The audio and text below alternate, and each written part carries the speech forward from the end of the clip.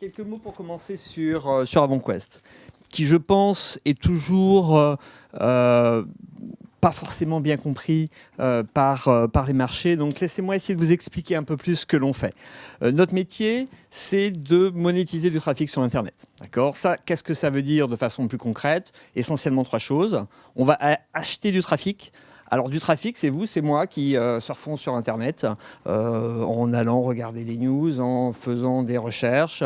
Donc ce que l'on va faire, c'est qu'on va aller acheter un profil, une information de quelqu'un qui peut être intéressé par telle ou telle chose ou qui regarde tel ou tel site. Donc on va l'acheter et après l'objectif est de pouvoir le vendre plus que l'on a acheté. Donc là on est sur des choses qui sont assez basiques et on va essayer de monétiser ce trafic de plusieurs façons et je vous en parlerai un peu plus après. Un troisième point dont je parlerai peu, mais qui est important, parce qu'on parle du monde de l'Internet, et quand on parle de trafic, c'est des centaines de millions de visiteurs par jour, par mois, mais on parle de volumes relativement importants, et des gens à qui on va vendre des centaines d'offres possibles, et à chaque fois avec des pricing plus ou moins personnalisés en fonction du trafic, du contexte. Donc cette complexité se gère souvent avec des infrastructures technologiques importantes, quand il s'agit d'arbitrer du trafic, d'arbitrer des choix, des offres. Donc, je ne veux pas rentrer dans les détails, mais le point ici est de comprendre qu'on a ces trois composantes. Donc, Internet, on va acheter du trafic,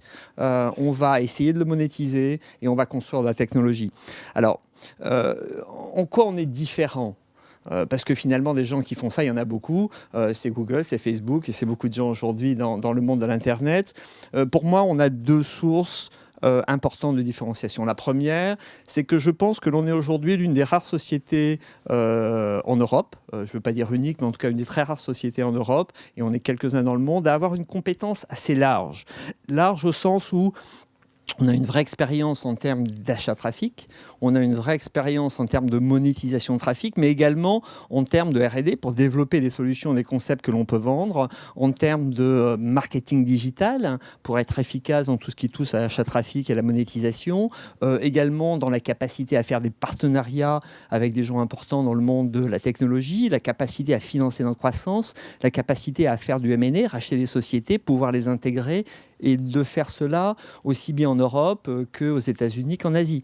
Et donc aujourd'hui, vous avez très peu de sociétés qui ont, je dirais, cette palette d'expérience dans ce monde de la monétisation sur Internet. Et en fait, derrière ça, derrière cette dimension, je dirais, de compétences, notre recette, à nous, est essentiellement de multiplier les sources de monétisation. Alors, ça paraît assez simple, mais ce qu'il faut comprendre, c'est que dans ce monde de l'Internet, globalement, en 2019, quand vous avez des gens qui s'appellent Google ou Facebook, vous ne pouvez pas acheter du trafic de façon, je dirais, performante ou différenciante. Ça veut dire quoi ? C'est qu'aujourd'hui, globalement, vous n'avez aucun rapport de force possible avec des gens comme Google et Facebook et tout le monde achète plus ou moins le même prix.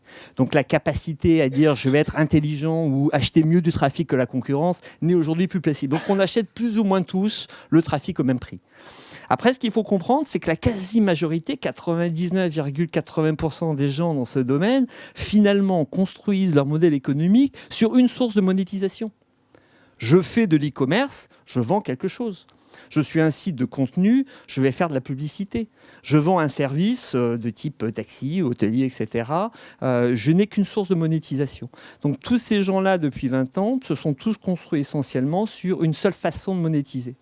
Et aujourd'hui, de nouveau, en 2019, c'est très difficile de se différencier quand vous n'êtes pas Amazon dans l'e-commerce. C'est très difficile de se différencier dans la mobilité quand vous n'êtes pas Uber. Ou dans la capacité à acheter de l'hôtellerie quand vous n'êtes pas Booking.com ou Airbnb.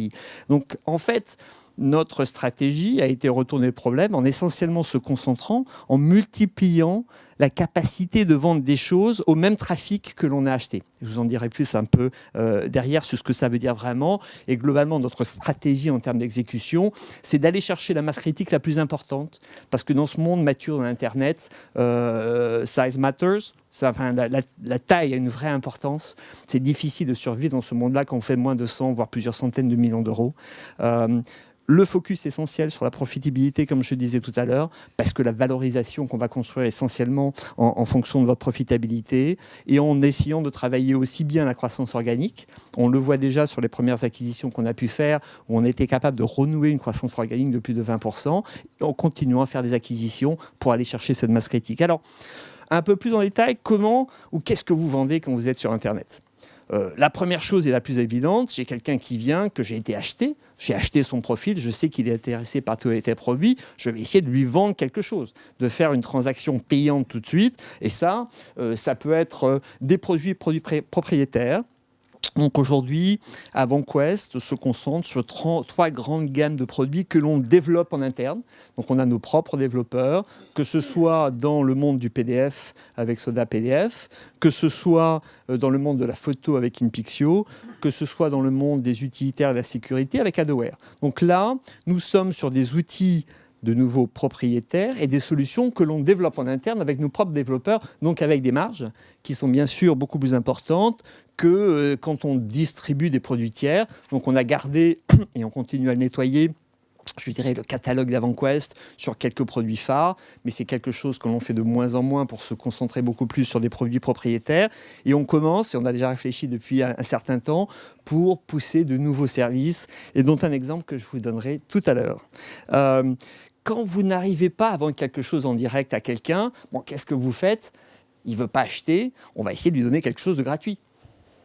Donc quelque chose de gratuit, ça peut être soit un outil freemium, qui va prendre un outil gratuit en espérant derrière qu'il prendra la version payante. Ça peut être une recherche, c'est-à-dire que, par exemple, on a un outil qui s'appelle aujourd'hui Web Companion. Web Companion, c'est un outil qui permet de sécuriser vos recherches sur Internet. Aujourd'hui, un antivirus va vous protéger si vous allez downloader un virus. Aujourd'hui, des choses comme Web Companion vous avertissent en amont si un site est un site qui va faire du phishing, c'est-à-dire qu'il va essayer de récupérer vos adresses. Et donc, parce qu'un antivirus, le temps que ça propage, ça prend un peu de temps. Là, on va savoir en temps réel et on va vous prévenir, n'allez pas sur ce site, ils vont essayer de vous piquer votre carte bleue, vos informations, etc.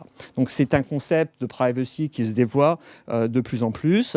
Et donc, ça nous permet, une fois qu'on a proposé cette solution, de préempter la recherche en offrant une vraie valeur ajoutée pour le client qui est un niveau de sécurisation important, gratuite bien évidemment pour lui. On va préempter la recherche qu'on va revendre derrière à des gens qui sont intéressés par ce profil. Et enfin, on va profiter également de l'opportunité de revendre des produits tiers à travers des structures d'installation. Quelqu'un est intéressé par un antivirus, on va lui proposer Avast, par un browser, on peut lui proposer Opera, par un password manager, on peut lui proposer Dashlane. Et en fait, voilà, si quelqu'un est intéressé par un produit donné, on va pouvoir lui offrir la possibilité d'installer ce produit et on va être rémunéré par le développeur et on va toucher 15 cents par installation par exemple. Donc là, c'est une façon de vendre entre guillemets des choses qui sont gratuites mais qui sont finalement assez rémunératrices. On va gagner en moyenne, et c'est des chiffres à peu près standards que je vous donne, 85 cents, là où quand on vend quelque chose de payant, on touche finalement 1 euro. Et si vous n'arrivez pas à lui vendre quelque chose de payant, si vous n'avez pas à lui vendre quelque chose de gratuit, on va essayer à minima de lui prendre une adresse mail pour lui envoyer plus d'informations et à partir de là, on va essayer de le recibler dans le temps parce que si à ce moment-là, quand il surfe, il n'est pas intéressé par une offre gratuite ou payante, on va revenir vers lui derrière pour essayer de lui vendre autre chose un peu plus tard. Et donc sur le lifetime value, c'est-à-dire sur la durée de vie qui peut être entre 1 an, 2 ans de ce type d'information, on va en moyenne réussir à lui vendre à peu près pour 15 centimes. Et la dernière phase, c'est une fois que j'ai un client à qui j'ai déjà vendu quelque chose, finalement gratuit ou payant, ou quelqu'un à qui j'ai ciblé une adresse, finalement, dans le temps, je vais essayer de lui revendre quelque chose. De plus en plus, on essaye de passer sur des modèles économiques de type SaaS, c'est-à-dire qu'au lieu de vendre un produit one-shot, on va vendre un produit un peu moins cher, mais qu'on va renouveler tous les ans. Et ça, c'est une source de profit, de rémunération relativement importante. Donc, si vous voulez, l'idée sous-jacente, c'est de dire finalement, plutôt que d'être un vendeur de logiciels standard, finalement ce qui était AvantQuest avant, qui achetait 1 euro pour vendre 1 euro et qui donc mathématiquement ne faisait pas beaucoup d'argent, ce que je fais aujourd'hui, c'est que je continue à vendre des choses en direct, mais parce que je multiplie mes sources de monétisation, au lieu finalement de gagner que 1 euro, ben j'en gagne 2,60. Ce qui, en termes de rentabilité, profitabilité, est un changement absolument colossal. Et c'est pour ça, quand vous regardez le chiffre de cette activité, finalement, si vous regardez le cumul de chiffre d'affaires des 4 sociétés qu'on a mis ensemble sur les 6 derniers mois, on va retrouver un chiffre d'affaires qui est identique et en fait qui croît de façon organique de près de 20%. Mais par contre, ce qui est beaucoup plus intéressant, c'est que la profitabilité a été multipliée quasiment par 6. Finalement en regroupant et en jouant sur des effets de synergie et en multipliant ces sources de monétisation et avec un potentiel de développement qui reste encore aujourd'hui extrêmement important, aussi bien en termes de croissance organique sur les business que l'on travaille aujourd'hui que sur d'autres acquisitions potentielles. Et il y a un dernier point que je voulais mettre en avant sur cette partie du business qui était lié à une stratégie qu'on a mis en place chez Clara Nova depuis le tout début, qui est de remettre un peu l'innovation au cœur de ces business. On l'a fait en fait dans le cadre de Planet Art, où on a été inventer des choses qui n'existaient pas avec des Freeprints par exemple, ou avec My Device dans l'Internet des objets. C'est quelque chose maintenant qu'on avait stabilisé, restructuré le business dans l'Internet. On voulait aujourd'hui remettre en avant dans ce monde-là pour continuer à inventer, comme on l'a fait dans d'autres business, des choses intéressantes. Alors, pour vous donner un exemple, je vous dis qu'on travaillait sur de nouveaux services. On va lancer dans les jours, voire semaines qui viennent, un nouveau service qui s'appelle PayAware et qui est en fait le premier service financier qui va être proposé par AvantQuest. PayAware, qu'est-ce que c'est ? C'est en fait un service gratuit pour sécuriser toutes vos transactions financières. Qu'est-ce que ça veut dire ? C'est en fait une carte de crédit, une réelle carte de crédit avec un numéro que l'on émet et qui en fait n'a de durée de vie que la transaction que vous faites. Vous allez demain sur Amazon ou sur un autre site peut-être un peu moins, je dirais, standard, et vous n'êtes pas très rassuré pour mettre votre carte de crédit. On a la possibilité avec ce service d'émettre une carte de crédit avec un numéro unique. Et en fait, parce que le numéro est unique et qu'il ne durera que sur la transaction, c'est-à-dire la seconde que va prendre la transaction, il ne pourra jamais être piraté. Donc généralement, la sécurisation de votre carte de crédit, elle est toujours très forte une fois que la carte de crédit est stockée dans une banque.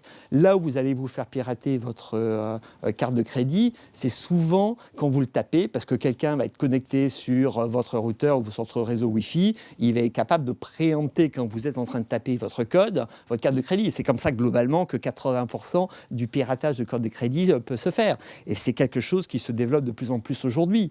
Par contre, si votre code que vous rentrez en termes de carte de crédit ne dure qu'une seconde et n'est valable que pour cette transaction, vous pouvez vous le faire pirater, il ne sera jamais plus valable une deuxième fois.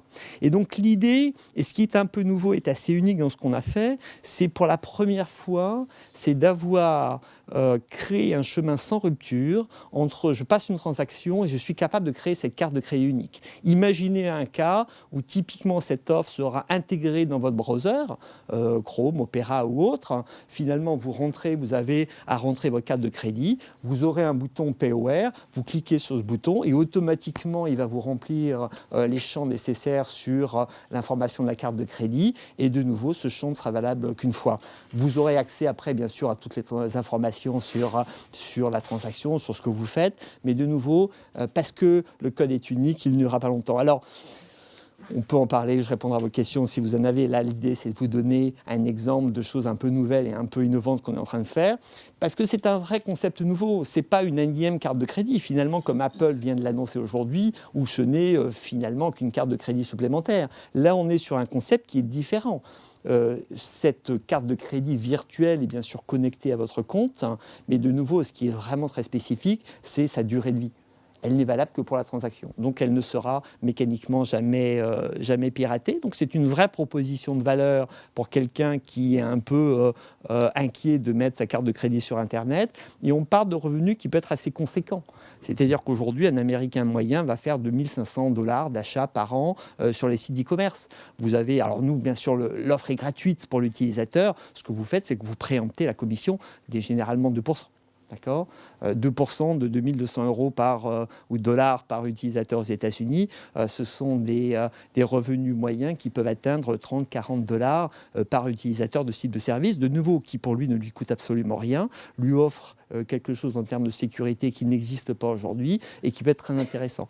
Donc, je ne veux pas rentrer dans les détails, on pourrait après rentrer dans plein de subtilités autour de ça. C'est quelque chose sur lequel on travaille depuis un an. Mais l'idée, ce que je voulais vous dire aujourd'hui, c'est le type de choses que l'on est capable d'inventer, qui n'existe pas aujourd'hui en fait dans cette complétude. Et c'est une type de solution qui pourrait être vendue sous marque Payware, parce que sous le logo Adware, qui est aujourd'hui quand même assez connu, qui est spécialisé dans la sécurité, on a aujourd'hui des millions de clients qui utilisent nos outils de type Web Companion. Ils viennent vers nous, en tout cas avec cette marque, parce qu'ils ont un sujet de sécurité. Leur vendre une carte de crédit à usage unique a du sens pour ces gens-là. Mais demain, ce sont des choses qu'on va vendre en marque blanche. On peut les vendre aussi bien à des sites, à des browsers, à des navigateurs. Des gens comme Opera, par exemple, sont très axés sur la sécurité. Ils ont des VPN intégrés. Ce type de solution peut les intéresser pour les intégrer directement au niveau du browser. Ça peut intéresser des sites d'e-commerce, ça peut intéresser des banques, ça peut intéresser beaucoup de gens. Et ce type de solution sera également vendu en marque blanche.